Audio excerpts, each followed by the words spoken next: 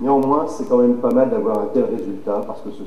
Eh bien, tout simplement parce que lors de notre campagne électorale, le mercredi 25 mars, à la salle des fêtes de Arnes, avait lieu le tirage au sort des conseillers de quartier.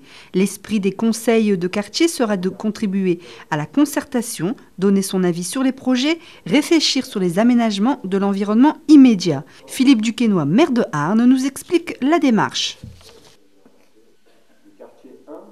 Eh bien, ce soir, nous avons désigné les représentants des différents quartiers, que ce sont soit les habitants, soit ce que nous appelons le bellage, et les jeunes qui vont pouvoir se rencontrer avec la municipalité afin de nous expliquer, de nous exposer les problématiques qu'ils peuvent avoir dans leur quartier et de faire que Arnes, eh bien, ce soit quelque chose de vivant, un lieu où aussi bien les élus que les gens du quartier se rencontreront et pourront expliquer toutes ces problématiques.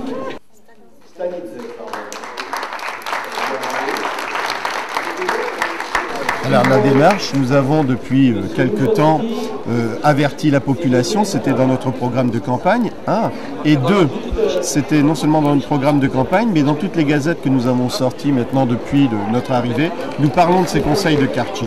Nous avons demandé à la population de s'inscrire dans les différentes catégories que je vous ai citées tout à l'heure, le bellage, les jeunes, les habitants, qui sont entre le bellage et les jeunes, mais aussi du monde associatif. Et tous ces gens vont travailler ensemble pour que Arnes vive mieux. Bien entendu, je crois que les quartiers vont connaître leurs représentants, ça va de soi, parce que déjà on va faire passer dans la gazette les noms de ces personnes, mais aussi, comme vous venez de l'entendre, leur photo sera publiée aussi dans la gazette afin qu'ils soient reconnus et identifiés dans les quartiers. Ah bah bien sûr, oui, les élus, il faudra qu'ils soient présents.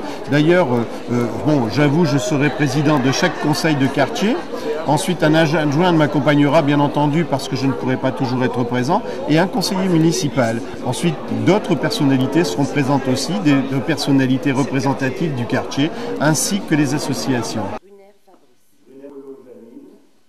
Oui, c'est la démocratie, la participative, et donc active à la fois, je suis bien d'accord avec vous.